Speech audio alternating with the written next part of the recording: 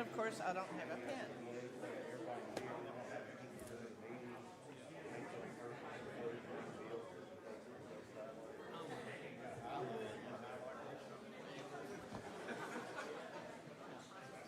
It's just crazy.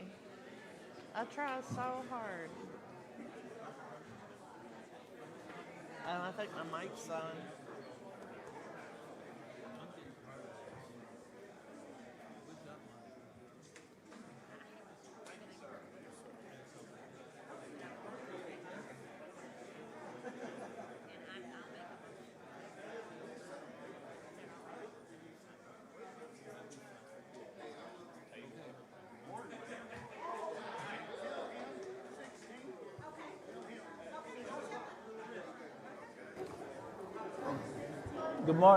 Good morning. Good morning. Welcome to the Bullitt County Fiscal Court. Appreciate everyone being here today. At this time, Larry, Coy, if you could lead us in the in a prayer and then the Pledge of Allegiance. Our Heavenly Father, we come to you today, Lord, just thankful for the goodness you blessed us with, and thank you for this great rain that you've given us that we've well needed. We just ask you, Father, just to bless this group of people as they lead this county and help them to be wise in their decisions and be able to do what's right for the people of this county. Father, we lift up all those that are in need of your healing hand, those that friends and family that are sick and need. We just pray that you'd wrap your arms around them and hold them dear. Father, we pray for the veterans and all our first responders and those that serve this county and this country daily, Lord. We just ask you to keep them all safe. We pray, Heavenly Father, that you would bless our president, too, and keep that staff safe as they lead this nation to where they need to go. We now just pray, we ask these things in Jesus' precious name. Amen.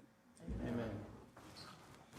I pledge allegiance to the flag of the United States of America and to the republic for which it stands, one nation, under God, indivisible, with liberty and justice for all. Thank you, Larry. At this time, Ann, if you'll call the roll to bring the court to order, please. Sanders. Present. Loxton. Yes. Johnson. Here. Blingell. Yes. Judge Summers. Yes. Thank you. Approval of the minutes for the September 16th, 2025 meeting. We approve the minutes for September 16th, 2025. I'll second. Got a motion by 4th District Magistrate Blingell, a second by 3rd District Magistrate Johnson to approve the minutes from the September 16th, 2025 meeting. And call the roll, please. Loxton. Yes. Johnson. Yes. Blingell. Yes. Summers. Yes. Sanders. Yes. Thank you. And at this time, for the convenience of everyone that is present today, I'm glad to see all of y'all here, but I'd like to bring LG&E up and then have the jailer do his presentations because this could be a lengthy meeting. LG&E.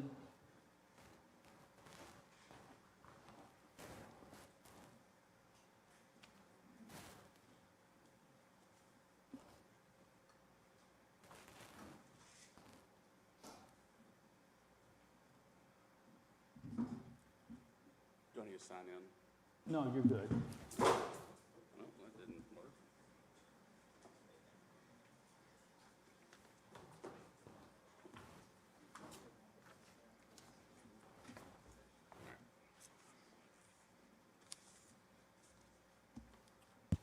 Well, Judge Summers and Matters Fiscal Court, thank you for allowing me to speak today. My name is Paul Weiss.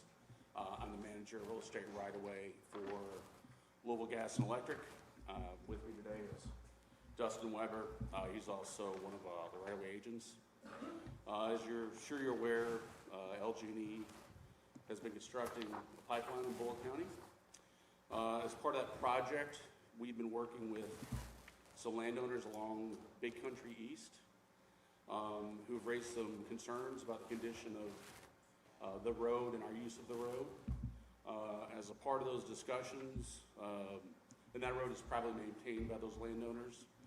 And as a result of some discussions and agreement, LG&E has agreed to pave a portion of that Big Country East Road for them. But in order for us to do that, according to state statute, we have to secure, LG&E has to secure physical court approval, and that's what we're here today requesting. We're not asking for the road to be accepted as for county road maintenance. That's not what we're here today. We're just asking for the approval to pave the road per the state statute. Okay. We have some handouts here of the, dictate where the road is, the land ocean impacted, and that sort of stuff. Right.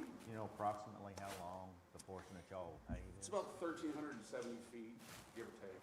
It's from East Indian Stone to Ponderosa Place, kind of those two intersections there, if you're familiar with it. Right. It'll be paved as kind of its current width of where the gravel is today, It'll be paved up to specs, whatever, I don't know if it's paved, so it's not gonna be accepted in the county maintenance, but is it gonna be paved to state specs or It'll be paved with, we've been in communication with Mr. Watkins, the county road? county road supervisor, so like 6-inch gravel base, like 3-4 inch asphalt base, and like a 1.5 inch asphalt hardtop. So yes, we've been that was our intention, but we're not installing sidewalks or any of that sort of stuff. So But LG&E is gonna pay for it yes, and hire a contractor, I assume? or- yeah, appropriate road contractor.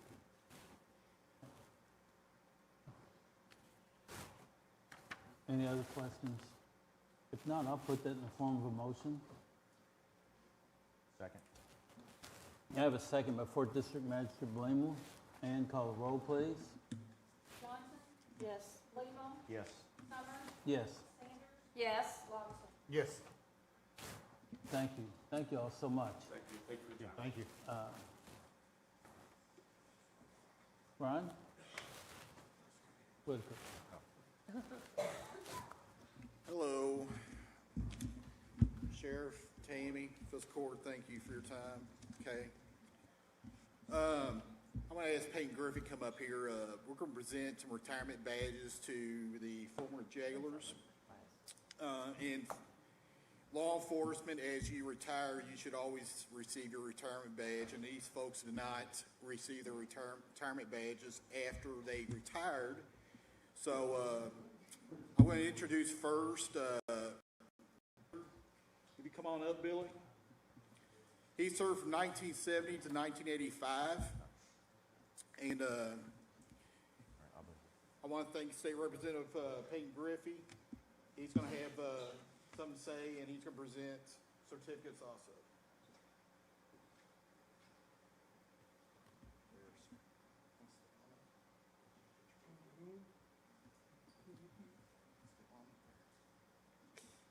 Thank you all. I'm Peyton Griffey, District 26 State Representative. Billy Roy, we really appreciate your service from 1970 until 1986, working tirelessly on behalf of Bullitt County. We just wanted to say thank you from the Kentucky State House of Representatives.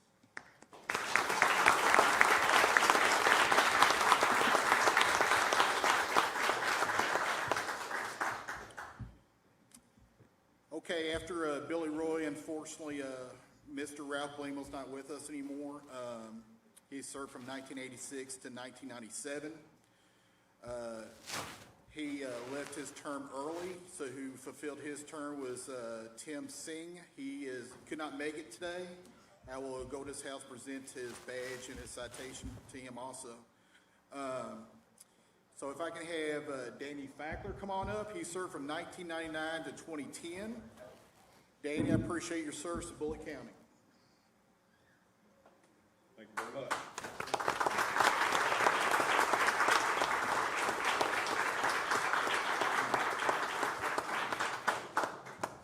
And again, Danny, thank you for your service from the Kentucky State House of Representatives from 1999 until 2010. We very much appreciate it. Thank you.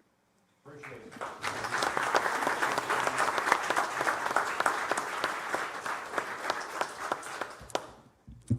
And serving from 2011 to 2018, Ms. Martha Knox.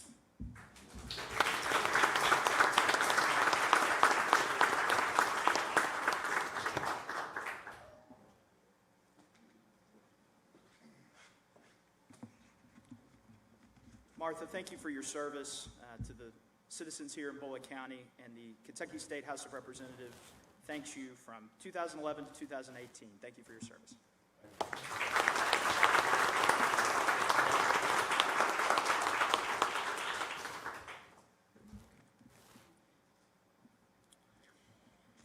Again, thank you for your service to Bullitt County. That's many years, and they set the foundation for what I do today, and appreciate you all. We'll try to get pictures afterwards, okay? Thank you.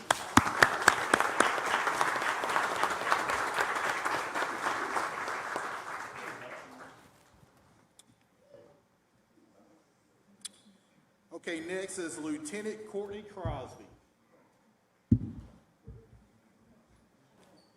Courtney, she started in 2005, and she has dedicated her service 20 years, and today, or this year's her 20-year anniversary to Bullitt County and the Bullitt County Detention Center. Good job.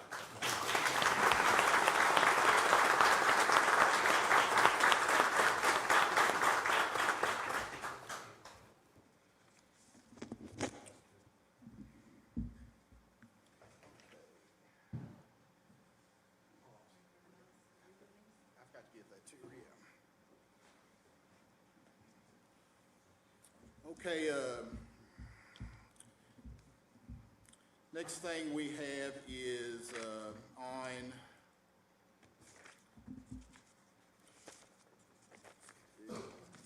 one thing I've noticed. I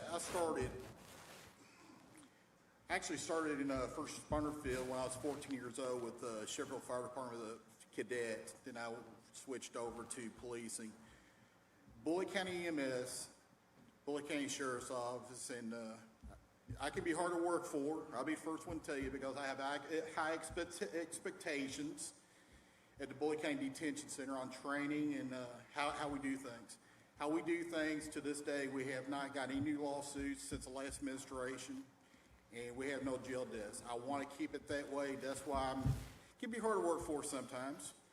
But because of that, on October 23rd, we had an inmate fall in the shower, went into seizure-like symptoms, and he went into cardiac arrest. On October 23rd at 22:04 hours, which is 10:04, he went into cardiac arrest, and one of my deputies got alerted, and within minutes, we called dispatch. Dispatch got right on it. And all my people did what they're supposed to do. They was prepared, been trained in CPR, used the AED. And like I said, it started at 22:04 hours, and at 22:16 hours, EMS arrived. With my folks in the EMS, they rotated out. They worked diligently together to perform CPR, use the AED, and everything worked great. From 24:04, when the guy went down in cardiac arrest, they finally got his heartbeat back at 22:37 hours, which is 10:34. This gentleman, this inmate, was released from the hospital on September 16th. He has no brain damage or anything. He's recovering and getting back healthy again. And like I said, when for training and working together, this could not happen. Not only through training, but through the grace of God, this was able to happen. I always say God puts us in a place for a reason. We do what we do because that's what God chose us to do, and that's help save lives. So, that being said, I'm going to give life-saving awards out to everyone involved in this. Again, dispatch starts first. They're the one that got everybody there, like EMS and everything. First life-saving award would be to dispatcher Derek Heyman.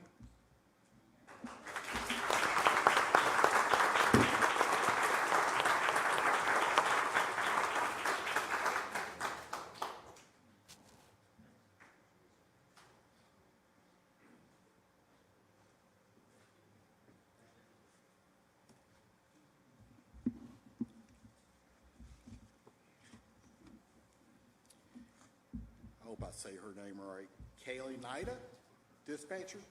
Kaylee Nida? Okay.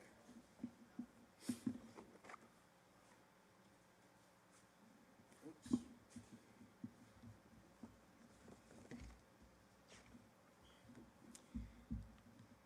Dispatcher Alicia Gilbert.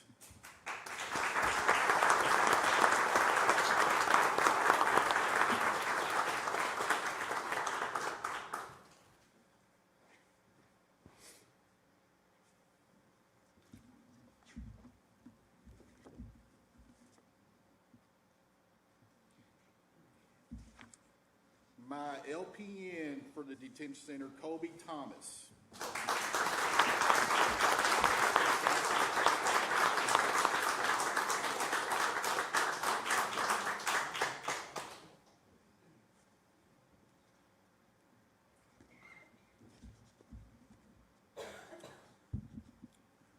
Sergeant Julie Honeycutt.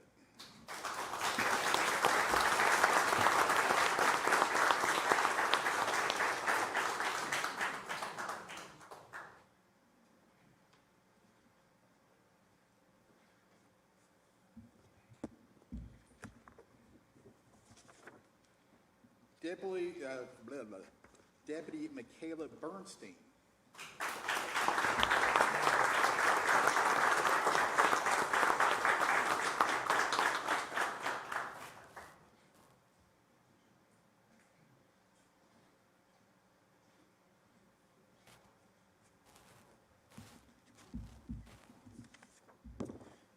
Control room operator David Bullitt.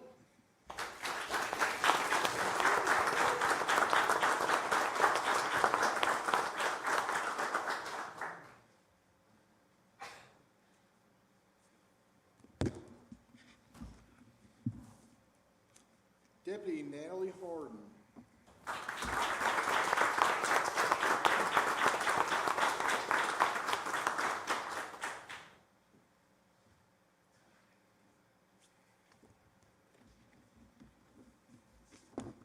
Deputy Jeffrey Moore.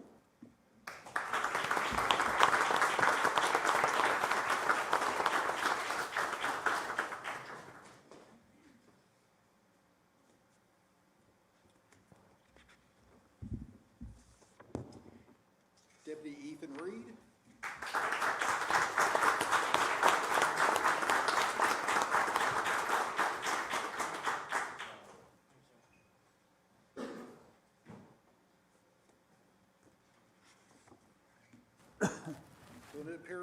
Paramedic Brendan White.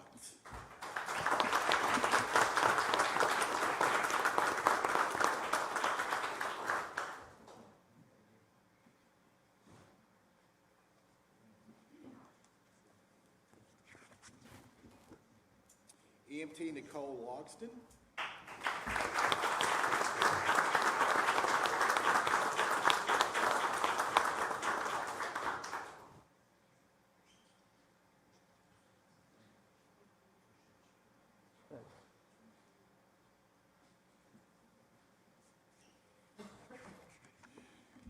And last but not least, Advanced EMT Allie McCaslin.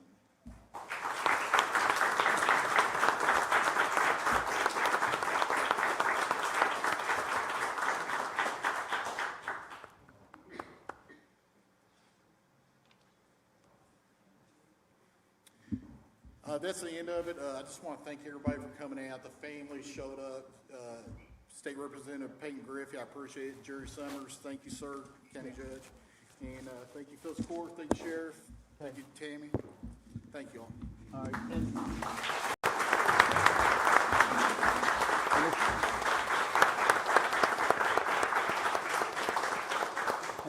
And Brian, if we can get a picture, Tom? Yes, please.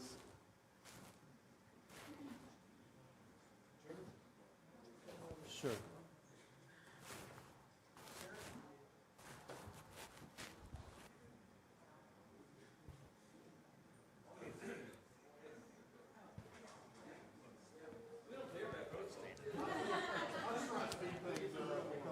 Hey, Karen, y'all scoot down here if y'all want. Scoot down here.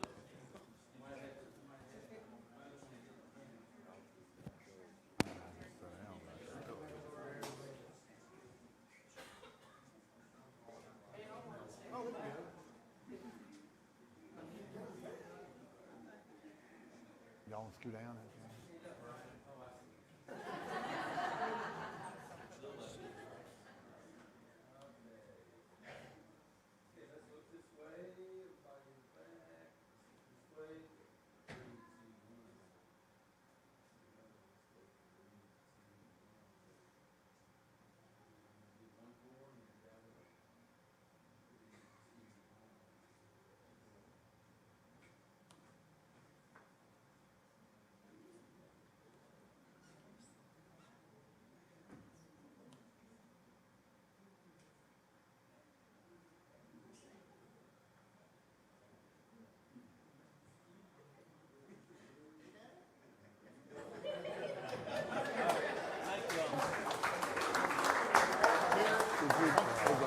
Hey, that was really nice. That was nice to do. Yeah. That's money we've got coming in, but she hadn't even accounted for yet, coming in this month. We got money. I am not going, and all these numbers came from her that you have on the sheet. Okay, sorry. Yeah. Do what now?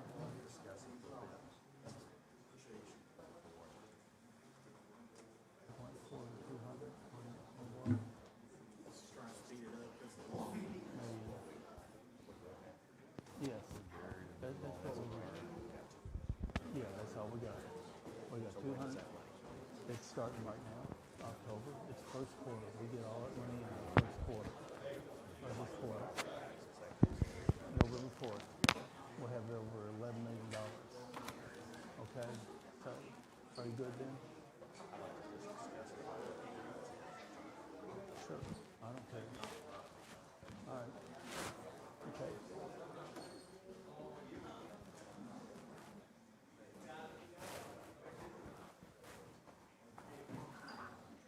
So,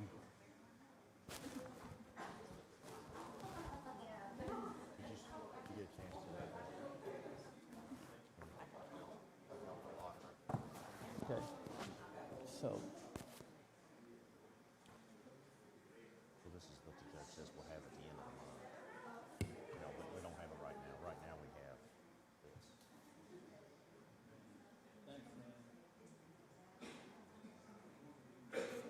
That's what we have currently. No, but they said there's money coming.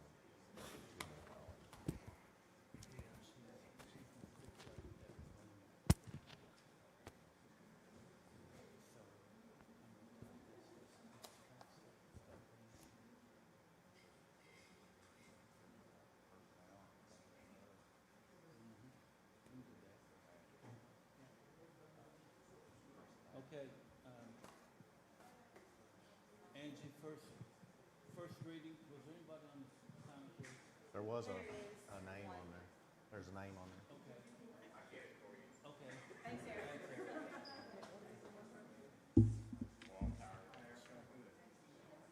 Thanks, Eric. Okay, thank you, Eric. Eric's on the sign-up list.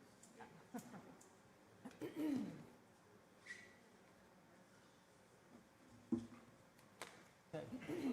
Angie, first reading and public hearing is zoning ordinance 25-21, POSEP LLC.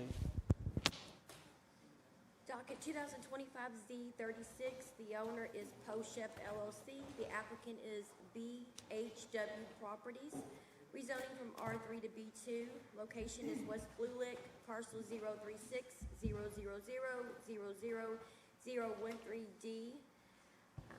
1.69 is in the city of Shepherdsville and 2.49 is in the unincorporated area of the county.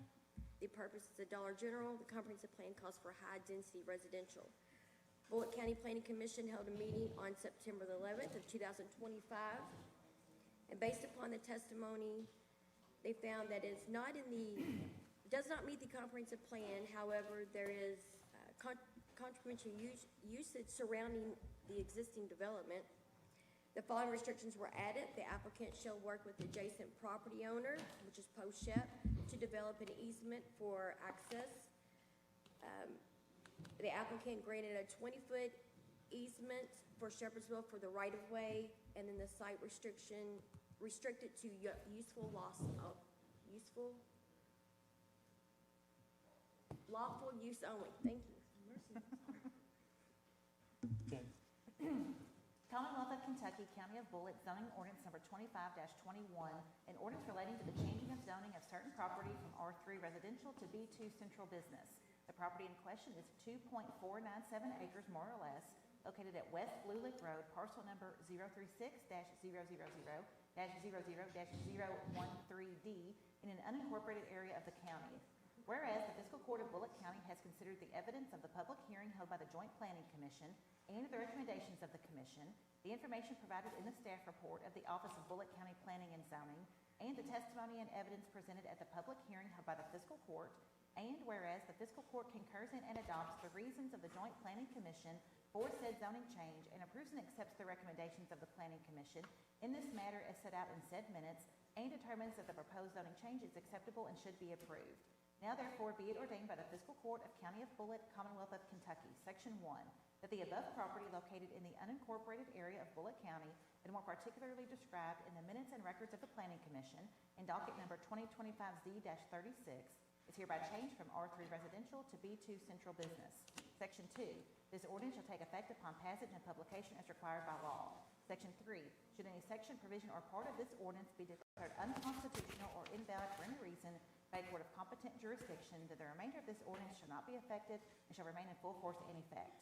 Section 4, all ordinances and resolutions to the extent they are inconsistent herewith are hereby repealed. Given first reading and public hearing at a regular meeting of the Bullitt County Fiscal Court on the 7th day of October 2025, to be given second reading at a regular meeting of the Bullitt County Fiscal Court on the 21st day of October 2025. Thank you, Tammy. Anybody here to speak for zoning ordinance 25-21, Poe? Good morning, Judge. Eric Ferris here for the applicant, if I may. All right.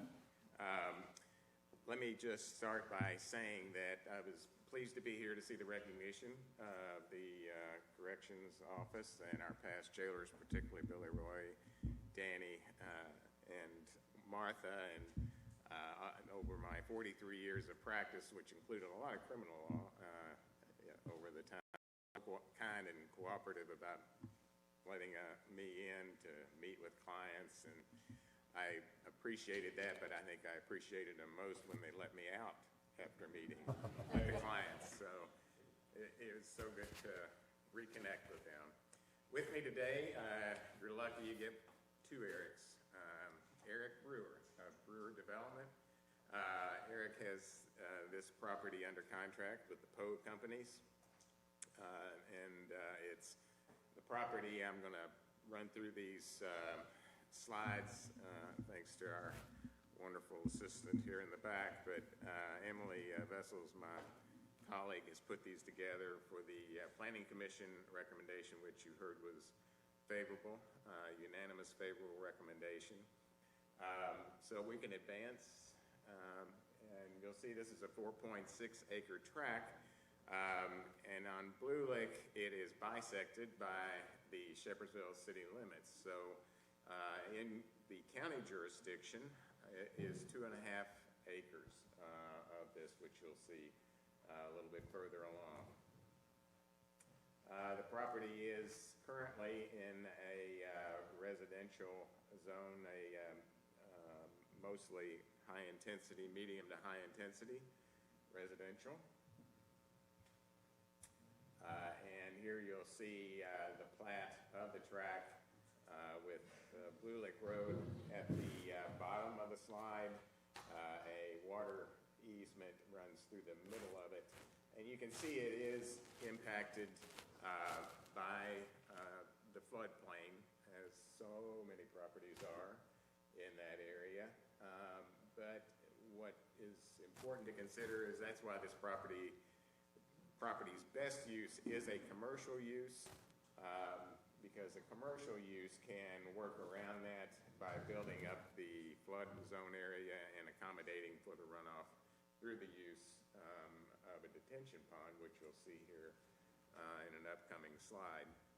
It's just not suitable for development with that kind of a flood impact for any residential use.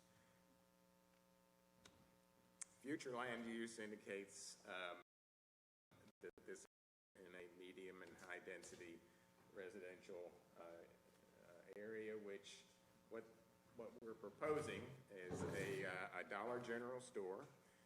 Eric and his company has worked with many other properties where he develops them and leases them to Dollar General.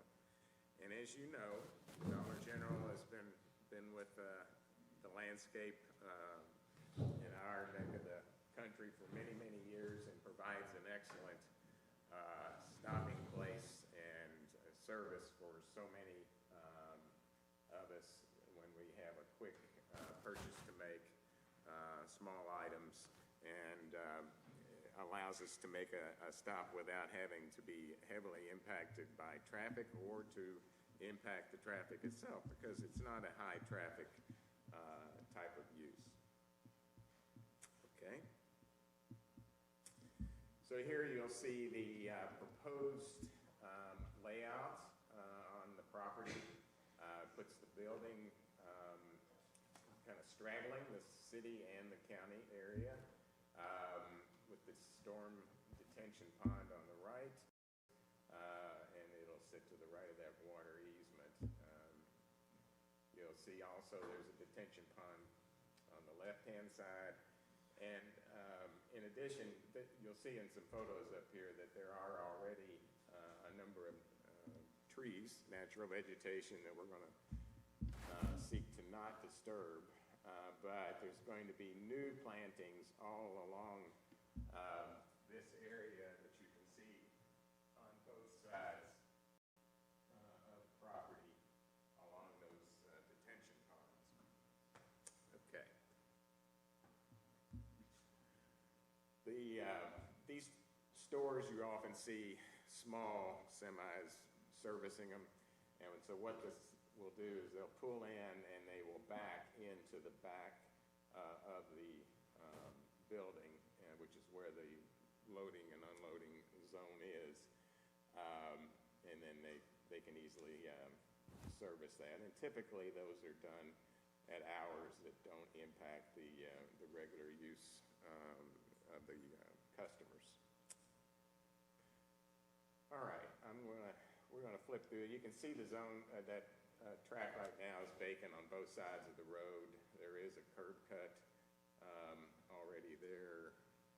And we've got several photos to show you looking both ways. It's near the Mallard Point division there, subdivision. Okay. These are some slides that Eric's team put together. Gives you a view of the site. Now, there's not going to be a sign that looks like that on it. There will be some kind of a sign, as you typically see with Dollar General. But anyway, this is just to give you an idea of where that site is. This is the entrance, of course, will be widened and improved. All right, looking across the road.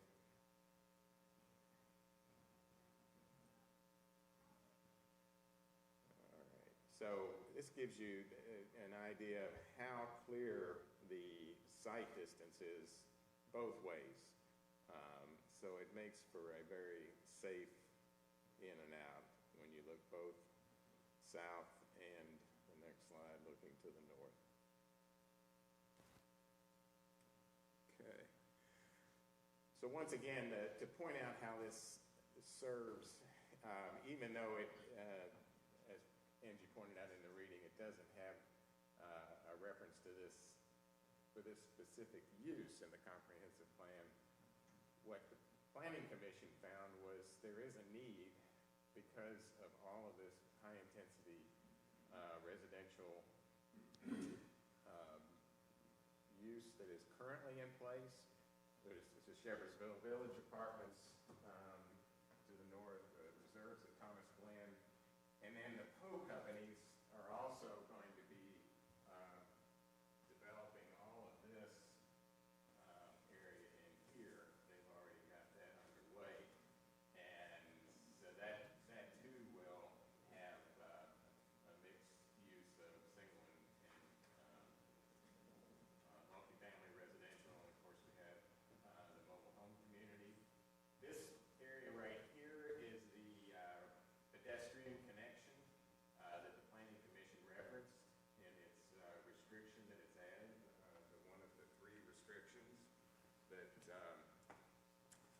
made to the fiscal court and to the city.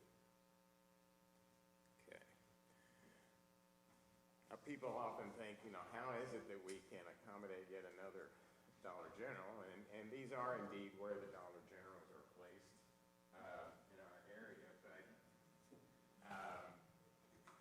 Eric can attest, if there wasn't a demand, if their marketing didn't indicate a demand, they wouldn't come. I mean, they've got to come because there is a need. So you can see that there is just, this is being the proposed site here.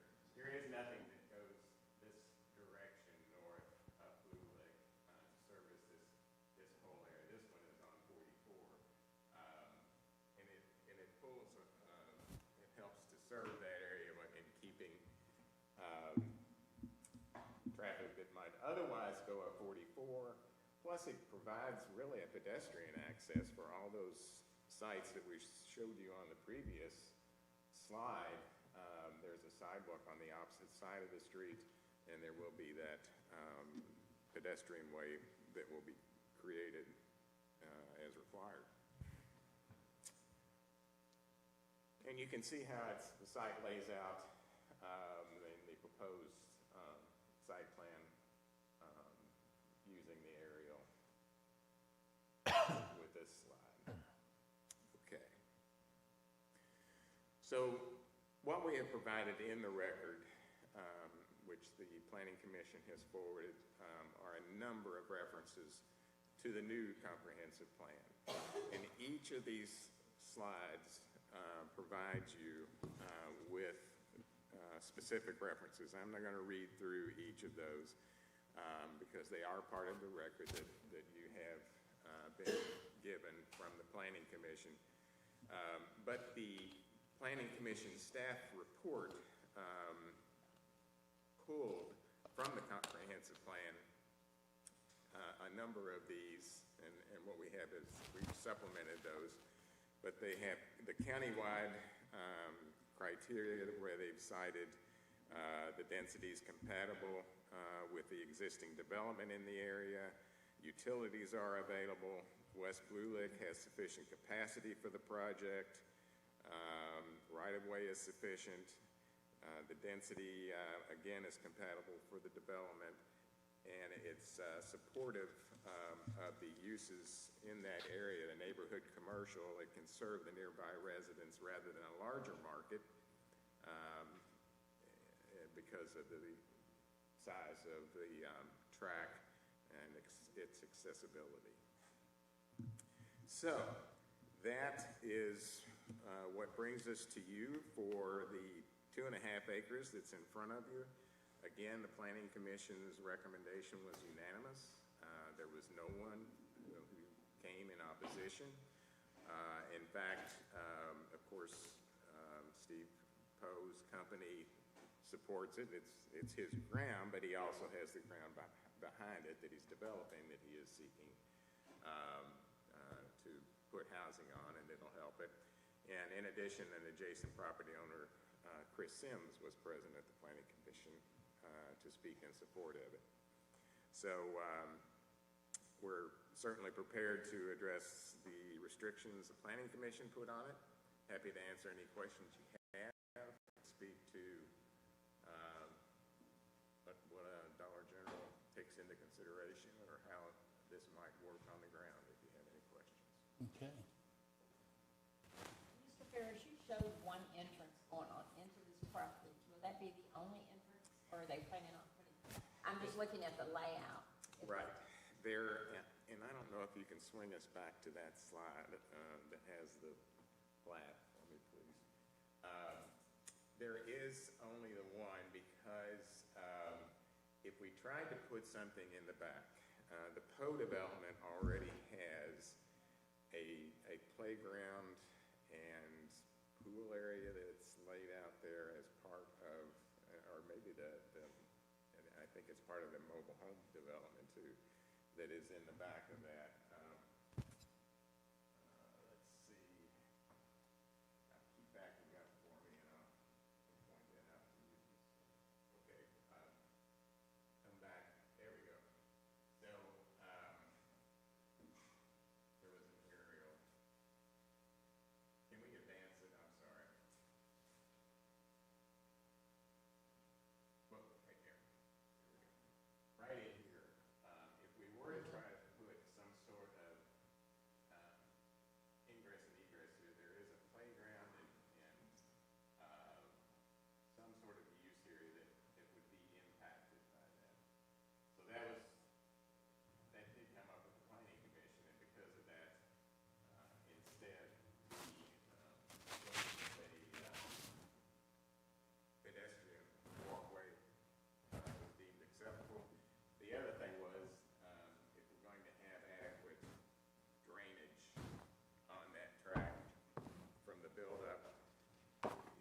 wouldn't be able to put a road to curve around and come out the other side.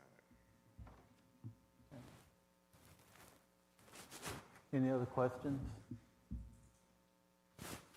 Eric, thank you. We appreciate all your time. Thank Okay. you. Know you got a lot going on today. There you go. Good to see everyone. Thank you. Thank you. You're welcome. Anyone here to speak against zoning ordinance 25-21? Hearing or seeing none. Angie, first reading public hearing is zoning ordinance 25-22. Robert Hodge. Docket 2025Z-40, the owner applicant is Robert Hodges. Rezoning is from ag nonconforming to R1. The location is 225 and 227 Prior Valley Road, parcel 036 N0002019. It is in the unincorporated area of the county. The size is 2.14 acres, more or less. The purpose is to create 2 lots and bring it into compliance. The comprehensive plan calls for low-density residential. The Bullitt County Planning Commission held a meeting on September 11th, 2025. It is in agreement with the comprehensive plan, and it does surround with R1 zoning. Commonwealth of Kentucky, County of Bullitt, zoning ordinance number 25-22. An ordinance relating to the changing of zoning of certain property from agricultural, non-conforming to R1 residential. The property in question is 2.14 acres, more or less, located at 225 and 227 Prior Valley Road, parcel number 036-N00-02-019 in an unincorporated area of the county. Whereas the Fiscal Court of Bullitt County has considered the evidence of the public hearing held by the Joint Planning Commission and the recommendations of the Commission, the information provided in the staff report of the Office of Bullitt County Planning and Zoning, and the testimony and evidence presented at the public hearing held by the Fiscal Court, and whereas the Fiscal Court concurs in and adopts the reasons of the Joint Planning Commission for said zoning change and approves and accepts the recommendations of the Planning Commission in this matter as set out in said minutes and determines that the proposed zoning change is acceptable and should be approved. Now therefore be it ordained by the Fiscal Court of County of Bullitt, Commonwealth of Kentucky, Section 1, that the above property located in the unincorporated area of Bullitt County, and more particularly described in the minutes and records of the Planning Commission in docket number 2025Z-40, is hereby changed from agricultural nonconforming to R1 residential. Section 2, this ordinance shall take effect upon passage and publication as required by law. Section 3, should any section, provision, or part of this ordinance be declared unconstitutional or invalid for any reason by a court of competent jurisdiction, then the remainder of this ordinance shall not be effective and shall remain in full force in effect. Section 4, all ordinances and resolutions to the extent they are inconsistent herewith are hereby repealed. Given first reading and public hearing at a regular meeting of the Bullitt County Fiscal Court on the 7th day of October 2025, to be given second reading at a regular meeting of the Bullitt County Fiscal Court on the 21st day of October 2025. Thank you, Tammy. Anyone here to speak for zoning ordinance 25-22? Anyone here to speak against zoning ordinance 25-22? Hearing and seeing none. Angie, first reading public hearing is zoning ordinance 25-23. Docket 2025Z-41, the owner applicant is Wanda and Wayne Hagan, rezoning agricultural to R1. The location is 1391 Bogart Lane with parcel number 063-000-00056. It is in the unincorporated area of the county. The size will be 1 acre more or less. Purpose is for a single-family residential dwelling. Comprehensive plan calls for low-density residential. Bullitt County Planning Commission held a meeting on September 11th, 2025, and it is in agreement with the comprehensive plan. Commonwealth of Kentucky, County of Bullitt, zoning ordinance number 25-23. An ordinance relating to the changing of zoning of certain property from agricultural to R1 residential. The property in question is 1 acre, more or less, located at 1391 Bogart Lane, parcel number 063-000-00-056 in an unincorporated area of the county. Whereas the Fiscal Court of Bullitt County has considered the evidence of the public hearing held by the Joint Planning Commission and the recommendations of the Commission, the information provided in the staff report of the Office of Bullitt County Planning and Zoning, and the testimony and evidence presented at the public hearing held by the Fiscal Court, and whereas the Fiscal Court concurs in and adopts the reasons of the Joint Planning Commission for said zoning change, and approves and accepts the recommendations of the Planning Commission in this matter as set out in said minutes, and determines that the proposed zoning change is acceptable and should be approved. Now therefore be it ordained by the Fiscal Court of County of Bullitt, Commonwealth of Kentucky, Section 1, that the above property located in the unincorporated area of Bullitt County, and more particularly described in the minutes and records of the Planning Commission in docket number 2025Z-41, is hereby changed from agricultural to R1 residential. Section 2, this ordinance shall take effect upon passage and publication as required by law. Section 3, should any section, provision, or part of this ordinance be declared unconstitutional or invalid for any reason by a court of competent jurisdiction, then the remainder of this ordinance shall not be effective and shall remain in full force in effect. Section 4, all ordinances and resolutions to the extent they are inconsistent herewith are hereby repealed. Given first reading and public hearing at a regular meeting of the Bullitt County Fiscal Court on the 7th day of October 2025, to be given second reading at a regular meeting of the Bullitt County Fiscal Court on the 21st day of October 2025. Thank you, Tammy. Anyone here to speak for zoning ordinance 25-23? I'll be very brief. How are you all? Good to see you again. I'm here in both my roles today. There you go. Good to see you all. Peyton Griffey, Sweat and Griffey Law Firm. Just super quick, the Hagens own the agriculture property that's very close to Rivercrest, back Bogard, and all they're asking, it's just they're keeping their farm, but they are going to put a nice single-family home on this, so I would ask at the next meeting that you approve it. Thank you very much. It was good to be with you guys today. Thank you, Peyton. Any questions? Hearing none, thank you. Anyone here to speak against zoning ordinance 25-23, Wayne and Wanda Hagen? Hearing or seeing none, thank you all. First reading public hearing is zoning ordinance 25-24, Joseph Lanham. Angie? Docket 2025Z-43. The owner applicant is Joseph Lanham. The rezoning is R1 IL2 agricultural. Location is Coral Ridge Road, parcel number 035-000-00012. It is in the unincorporated area of the county. The size is 53.73 acres, more or less. The purpose is for a single-family dwelling in a pole barn. Comprehensive plan calls for low-density residential. Bullitt County Planning Commission had a meeting on September the 11th of 2025. The map under exceeds the comprehensive plan. Commonwealth of Kentucky, County of Bullitt, zoning ordinance number 25-24. An ordinance relating to the changing of zoning of certain property from R1 residential to IL light industrial. Property in question is 53.73 acres, more or less, located at Coral Ridge Road, parcel number 035-000-00-012 in an unincorporated area of the county.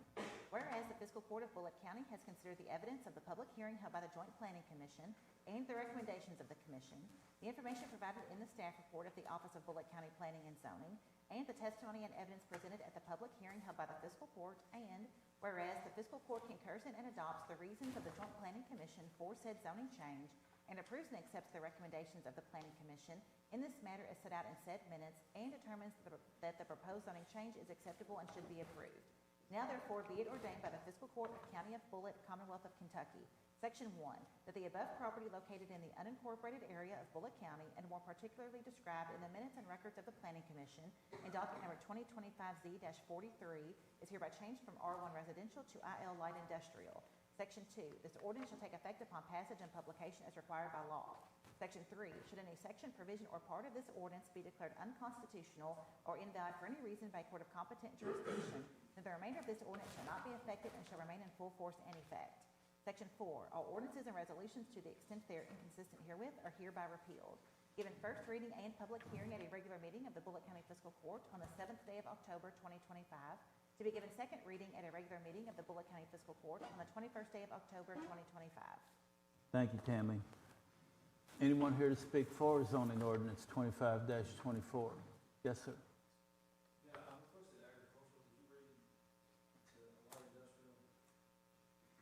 Hang on. Angie, did I put the wrong thing? I think it said it was R1 and IL and going Oh, to. R1 and IL2 ag. We can change that. Yeah, we can change that. Yeah. He wants it to go to ag. Typo, we can change it. Yeah. Yeah, it says so in the packet. Any other questions? Okay. Anyone here to speak against zoning ordinance 25-24? Hearing and seeing none, thank you. Number 6, agreement between the Commonwealth of Kentucky Department of Transportation Cabinet or the resolution 25-20, approving the execution of memorandum of agreement between the Bullitt County Fiscal Court and Commonwealth of Kentucky Transportation Cabinet, Department of Highways, for $19,000 for the repaving of Peepool Lane. Resolution 25-20, Fiscal Court of Bullitt County, resolution adopting and approving the execution of a memorandum of agreement between the Bullitt County Fiscal Court and the Commonwealth of Kentucky Transportation Cabinet, Department of Highways for the amount of $19,000 for the Peepool Lane project. And be it resolved by the Fiscal Court that the Fiscal Court does hereby ratify and adopt all statements, representations, warranties, covenants, and agreements contained in said agreement, and does hereby accept the funds provided in said agreement, and by such acceptance agrees to all the terms and conditions therein stated. And the Judge Executive of the county is hereby authorized and directed to sign said agreement as set forth on behalf of the Fiscal Court of Bullitt County, and the Fiscal Court Clerk of Bullitt County is hereby authorized and directed to certify thereto. Okay, thank you, Tammy.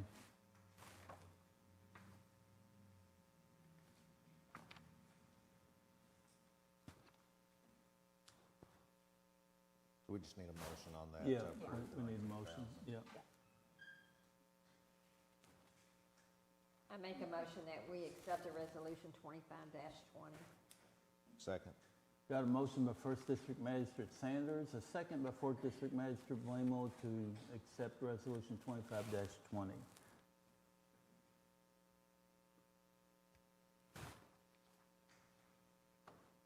And call roll.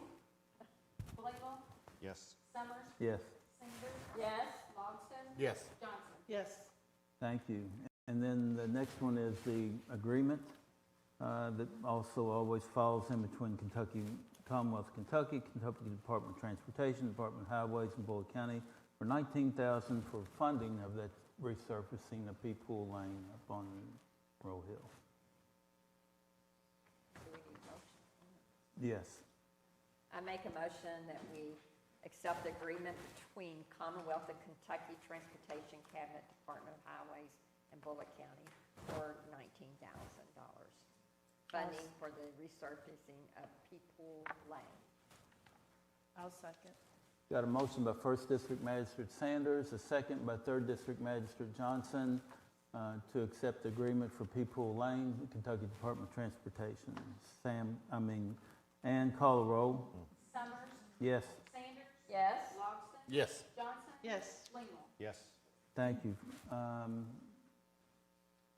Where'd Angie go? She's still here? She left.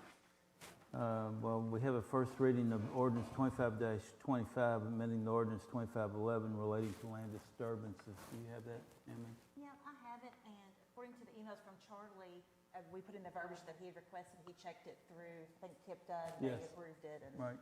Okay.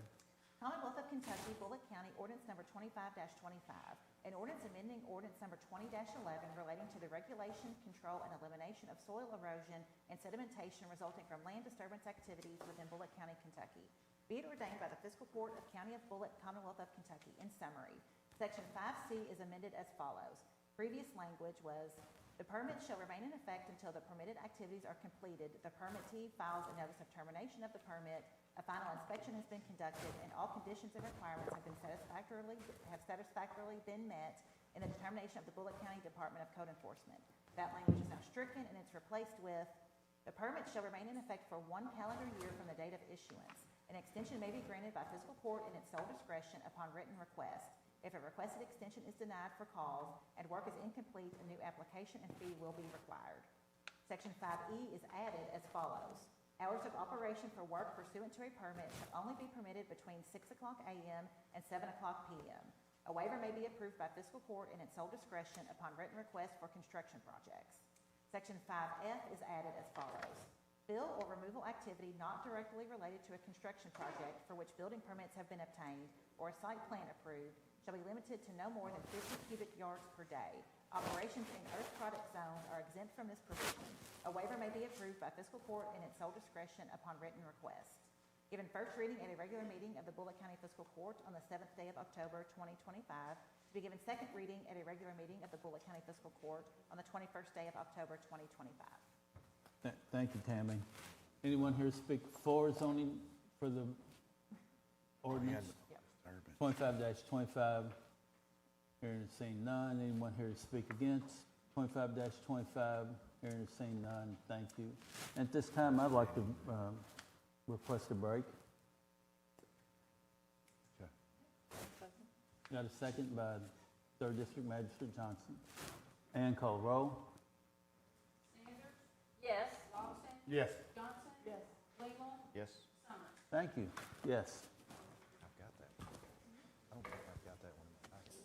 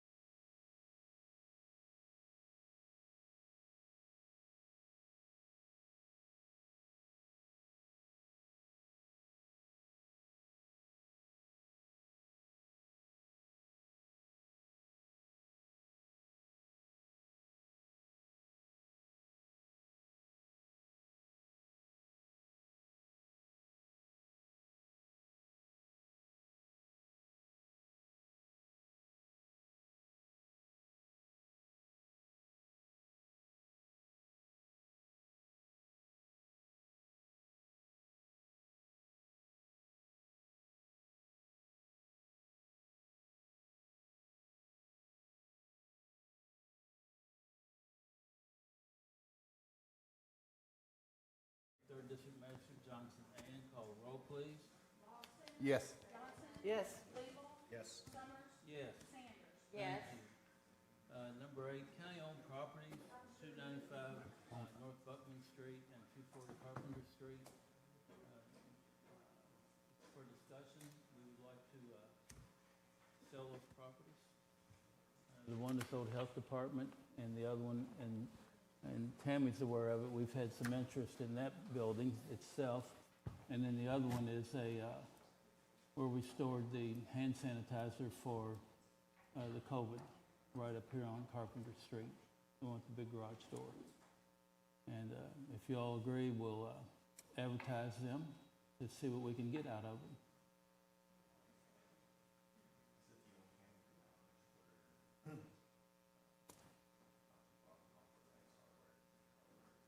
Yeah, it's right over here, right behind the Napa, right behind it, on that street.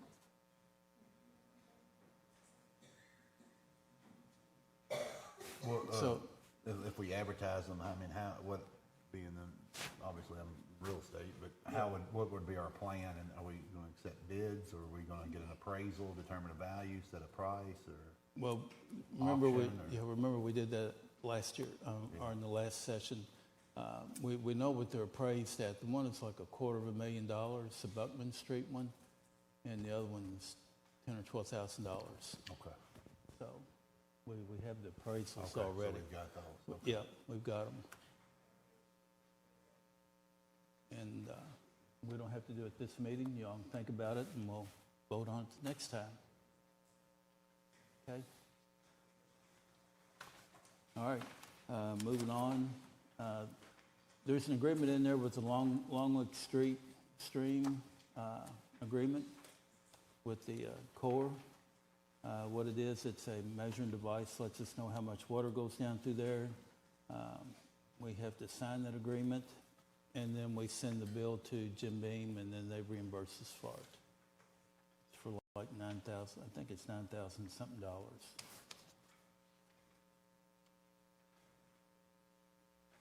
We've done this annually for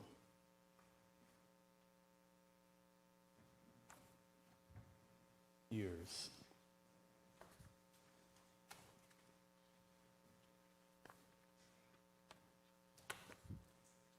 And they're checking just to see it.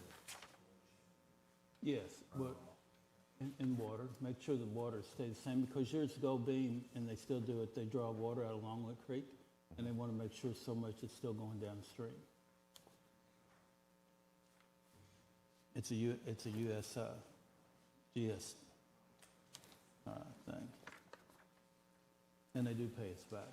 They've asked us what the bill was already, so. It's going to be $13,850 this year. It's went up.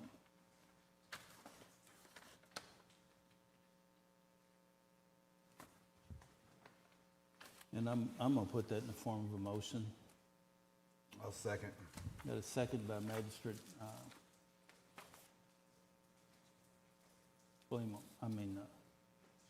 Logston, sorry. And call roll. Johnson? Yes. Gleamal? Yes. Summers? Yes. Sanders? Yes. Loxton? Yes. Okay, thank you. Hospitality appointments. Vera, you Judge, wanna- can I make a motion to table that to the next meeting?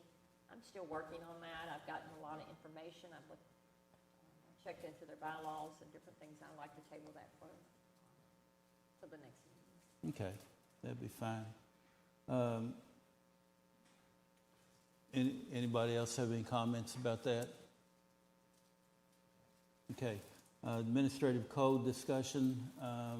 Where's Janice? Did you make my note?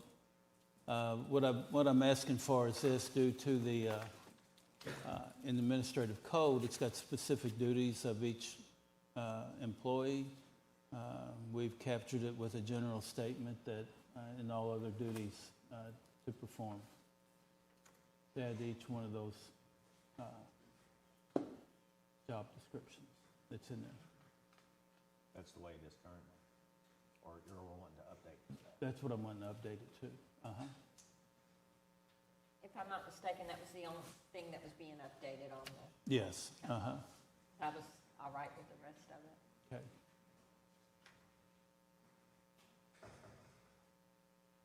Any other discussion? If not, I'm gonna put that in the form of a motion to update the administrative code today, to add, and all other duties, required. To the- Second. Got a second by Second District Magistrate Logston. And call roll. Summers, Yes. Sanders, Yes. Logston, Yes. Johnson. Yes. Fleeman. Yes. Okay, thank you. Surplus items from the sheriff's office. Are we supposed to have a list? Yeah, it's in here. It's the very last page, of the book, or second to last page. Or third to last. Oh, I'm whatever. sorry. That's okay. I laid it over to the side. Yeah.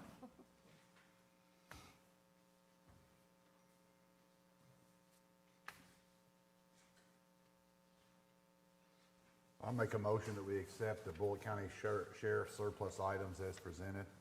Second. I got a motion by Second District Magistrate Logston, a second by Fourth District Magistrate Blamel, to accept the surplus items from the sheriff's office. And call the roll. Sanders, Yes. Logston. Yes. Johnson, Yes. Fleeman, Yes. Summers. Thank you. Need to back up here for just a minute. Treasurer's Transfer Report, number 5. Yes, sir, and that's dated for September 30th and also October the 7th.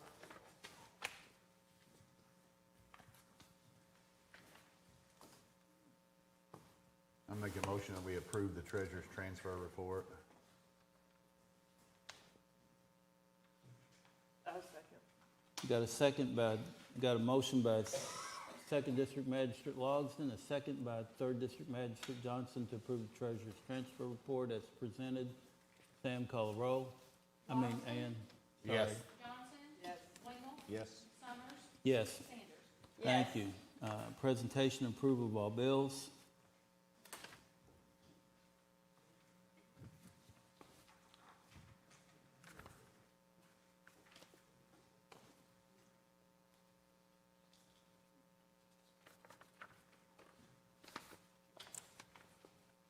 So I think there is some question about the amount that's in the accounts right now and then how much will come in.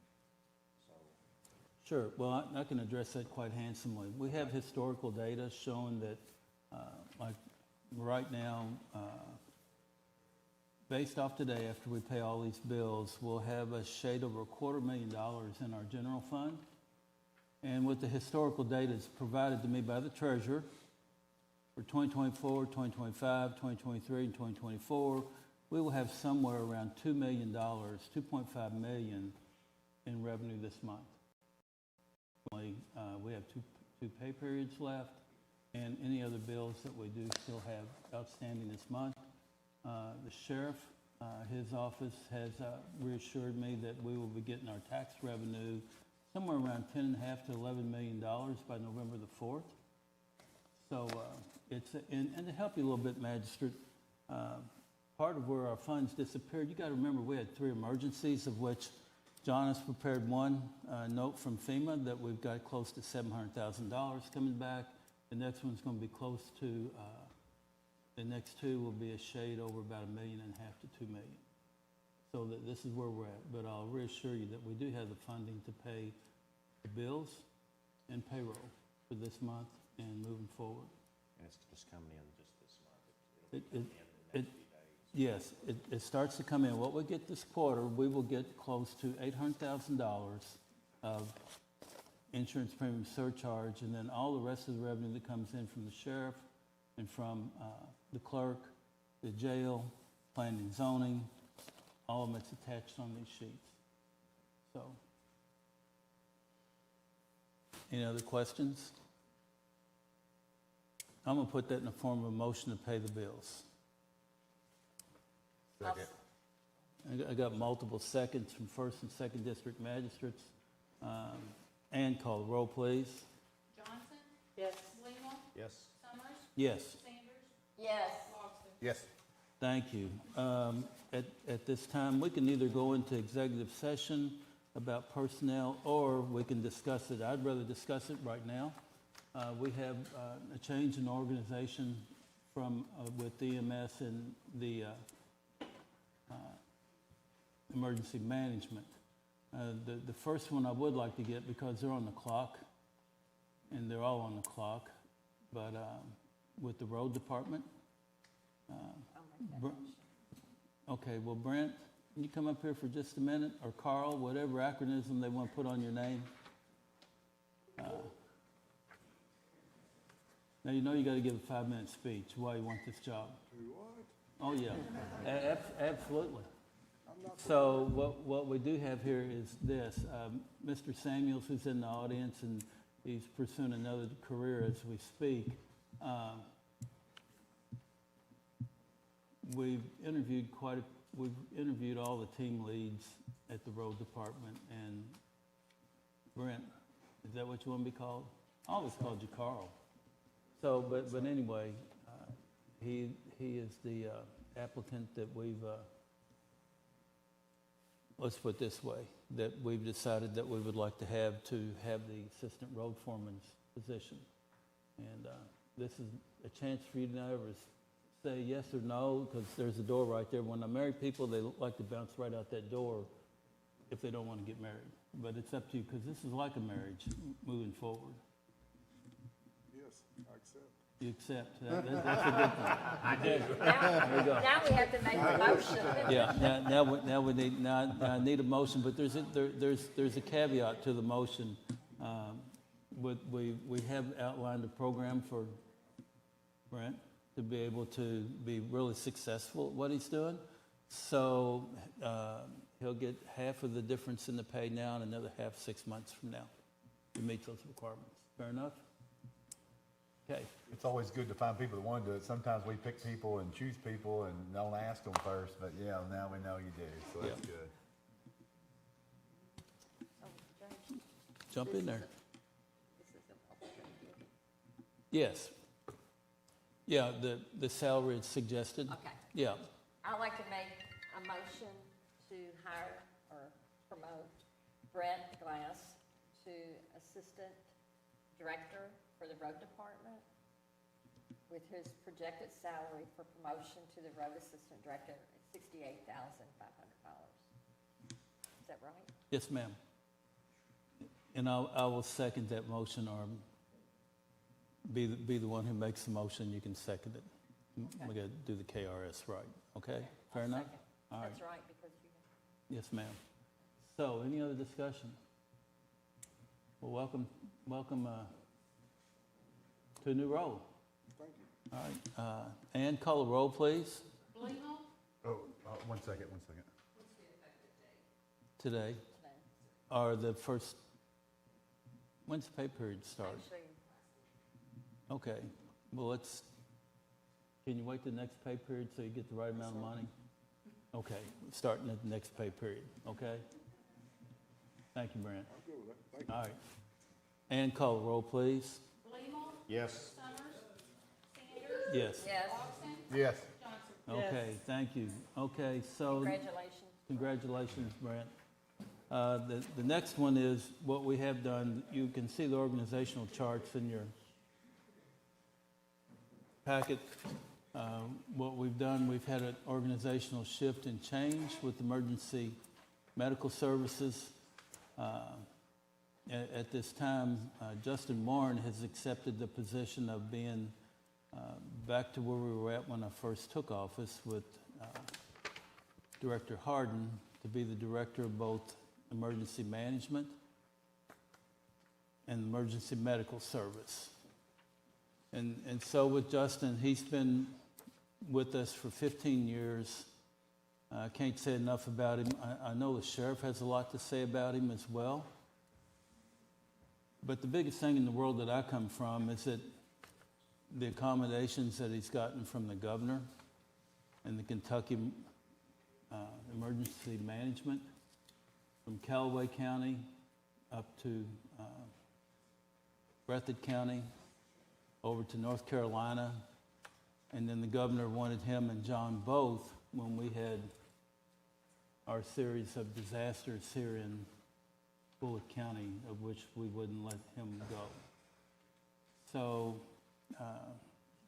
we have reorganized EMS. We've eliminated 2 of the command positions, and we will still need to, and to help you, there's only 1 person left in the command positions at EMS, and that's Rebecca Osmond.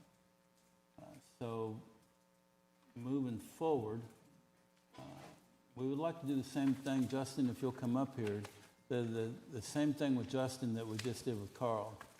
We're recommending a salary because of the combined duties and the responsibilities of both those jobs of $85,000 a year, because we'll be saving somewhere around $130,000 to $140,000 a year in elimination of the other positions. But what we would like to do is for Justin to accept the job at a salary of $80,000 a year, and no different than what we just did with the road department, to move him up to the $85,000 a year upon completion of his 6 months of introduction to the job. And I'm open for discussion, and I'm gonna put that in the form of a motion, because with Justin, he's been like my right arm for the last 2 years, Keith, maybe, to be able to punch list things out with what we do need. He's a great administrator of our tax dollars. So questions or concerns, I or do. comments? I do realize that we have 2 openings in the training area, but we do not plan on filling those 2, correct? No, to help you a little bit, we have the, one of them, yes, and then the other one's like an extra ops manager. Well, they're both training, but they're really ops, and they work on the weekends too. Those 2 positions are going away. We're still going to keep the director's position because we need a medical So person. those 2 positions are going away. Yes, ma'am. They will not be filled with Right. an employee. However, you are still planning on keeping the EMS director, Yes. or hire an EMS director? Uh-huh. Okay.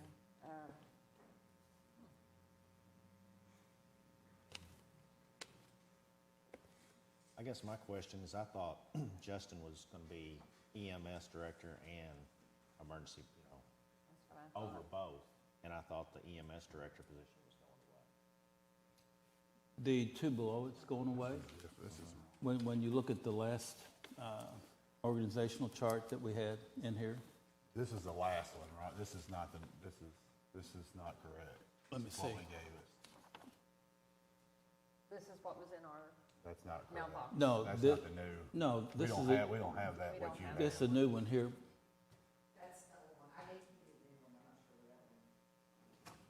We really need to. Here, Yeah, we y'all just, can- we're here. going off the old one. Here. Can she make copies of them? Yeah, that makes a lot more, Here. that makes a lot more sense. Janice, could you make copies and let each one of us have one? Yeah, this is the right one. Yeah, we don't have that. She's got it. And you got it. They've got it. That's right, the colored one. Oh, it's not in my, only one I got this one. Just have this one. Okay. Yours just doesn't have the. There's one. Sorry. All right. Somebody So, Somebody stole Yeah, I yours. don't have, yeah, I don't. yeah, so you can see how the command staff has dwindled, okay? And that's part of the roles and responsibilities that Justin and John will be having. The integration of the 2 organizations is, what we learned during the disasters is they're symbiotic. And you need a person to direct all of them at one time.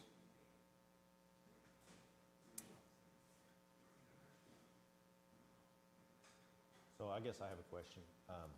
Could you just kind of tell us like your resume, just give it to us, like your work history, and I know you've worked with the county for a long time. You've been EMA director for 5, 6 years? So I started with the county in 2010 as a dispatcher.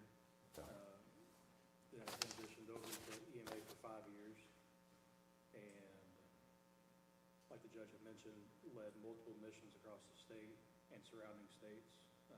Staff, the EOC, John and I, and our new hire, we worked in the State Emergency Operations Center for 2 days, and then we were deployed to Pikeville for a week.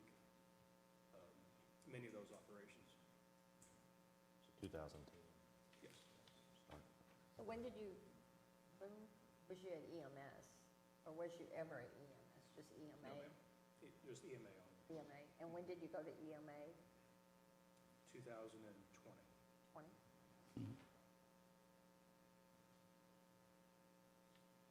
Yep.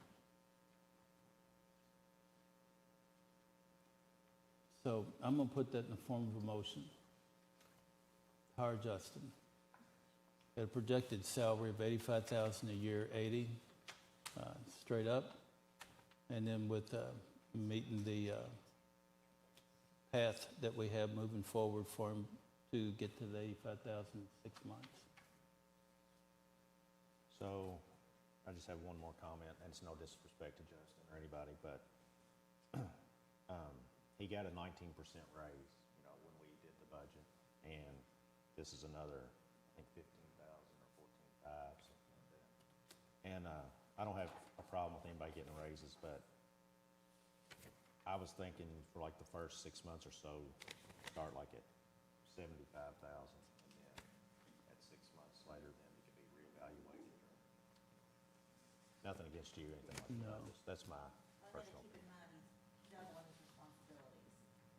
That's what you're asking him to do, to double his responsibilities. Absolutely. And as a professional, you gotta pay him, or he's not gonna stay. And not to go to bat for Justin necessarily, but I've worked very closely with Justin too. He's been nothing but professional. He's great at his job.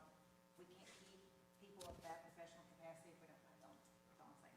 Yeah, I agree with all that, you know, as far as he's professional, respectful, all of that. I just think we should kind of, if it's a new position you're starting, kind of you get not what it pays to start, you know, which I know you said 80 to 85, but I was thinking just like 75, then go up after the evaluation. That's my personal thoughts on that. But I do understand the way that we are, but as far as prices, just 4 or 5 years ago, most of our directors made in 45, 50,000 range. So that's just my thoughts. We can't live on that anymore. Right. We can't live on that kind of money anymore. As a professional, you just can't, you're not gonna keep them. That's the problem, is the market we're in, and the area we're in. And I will say this about Justin, the other side of this is, he and I went over, he's almost as adamant about doing away with, you can say this in public, but doing away with the overtime. We've got a new structure about that. He watches every dollar, which the elephant in the room, he invested in known for that. I think he's worth every penny, and I think doing it, blocking it out, the 80 to 85, again, that's still gonna be low. And if he does everything that, I'm just gonna be Right. blunt and honest with everybody, if he does everything like we think he would, there will be people coming after him. Yep. So, and now, he likes us, I think he likes us. And that goes a long way when you're happy where you are. But, again, I think this is a good plan. Everything that I've seen,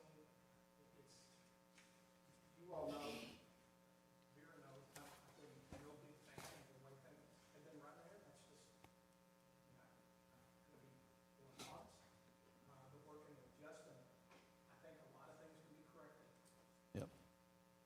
That's just 2 cents from the side of it. And also doing away with some of those positions, doing away with some of the training stuff. One of the things we looked at, the first thing we said is we're going to train it. So the duties are good.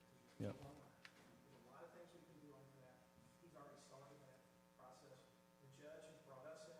Right. We're going to be more, I know myself, Proactive. we're going to be more active in EMS as well.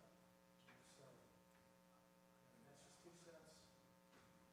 And that's not, and I see exactly from a business side, what Mr. Bloom was saying is 100% right, but also from a business side, what Tammy said is 100% right. So it's like, how do we balance that? And I think the 80 to 85 is a really good balance. I think we're getting a lot of bang for our buck. And just say so in it either. I just wanted to tell you my Yeah, perception of it. I'll make a quick comment.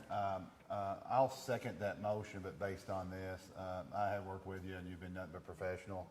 The experience on the EMS side is a little, I mean, this is the only hesitation that I had, but I feel like you can overcome that with your management skills, and sometimes you don't have to have that necessarily to be a leader and to manage. I like the idea that there's going to be a little extra incentive for you to work hard and to prove yourself, and you know, and based on incentives to have that additional. So I'm not paying it all up front, but I'm comfortable with the 80 now, and then the 85 based on your performance. And you may not even like the job. It may be more responsibility for not as much more money. I don't know, but I hope you do. You've proven yourself, I think, from the time that I've been here. I've taken into consideration also the increase in the raise recently, but then I've kind of scratched that out, thinking that this is an entirely different job. Had you stayed in the same role, receiving an increase in pay, then an additional increase in pay might not make logical sense, but this is stepping out of that position into an entire new position. So I feel like I can't really consider that you took a raise in that previous position, but I definitely took that into consideration. But I feel like there's been some type of compromise already based on your salary, you know, accepting the 80 now and then working hard, proving yourself, and then, you know, 6 months from now, receiving the additional 5 if everything works out and we agree to that. I think change definitely needs to happen over there, so maybe somebody from the outside coming in is maybe what we need. So I'm okay with seconding that motion, but I have considered everything that everybody said up here. Any other comments? Got somebody. Well, okay, well, go ahead. The pay raise that you're getting, you're cutting the salary out, you're giving him that. I think it's more than fair for Justin. I've met with him, he's always been Johnny on the spot when I worked with him. Okay. So I think it's way more than fair. Okay, thank you. Public service. Okay, And I'd just like to say to Justin, no disrespect or anything, I study everything, and that's kind of what I was looking at. I don't want any hard feelings, that's just what I was looking at. okay. Ann, call the roll. Summers? Yes, Sanders? Yes. Lawson? Yes. Johnson? Yes. Swingle? Yes. thank you. Next payroll.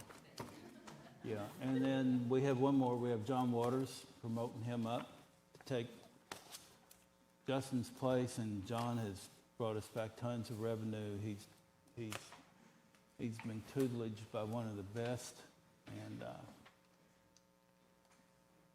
if you have any questions of John, I'm going to make the recommendation to hire John at Justin's salary that he had, $71,000. I'll second. Got a second by Second District Magistrate Logston. Ann, call the roll. Sanders? Yes. Lawson? Yes. Johnson? Yes. Swingle? Yes. Summers? Yes. Thank you all. It's a 5 after 11. Any comments from anybody on the court? Well, Hearing- I got one. I guess it was this past Friday, we had the second meeting of the Parks and Recreation Board. Okay, They elected officers. Good. So they have chair, vice chair, secretary. Tammy and I sit in on it. great, Looks like they got a lot of good ideas, terrific, assessments that they want to do. good. That's terrific. Okay. So if anything else, I'll make a motion to adjourn. We have some folks who have previous appointments. Was there a second, Brian? I'll second. Second to adjourn. Ann, call roll, please. Lawson? Yes. Johnson? Yes. Swingle? Yes. Summers? Yes. Sanders? Thank Yes. you. Thank you all. Have a great day. What you got there, sunshine? Oh, by the way. Do what now?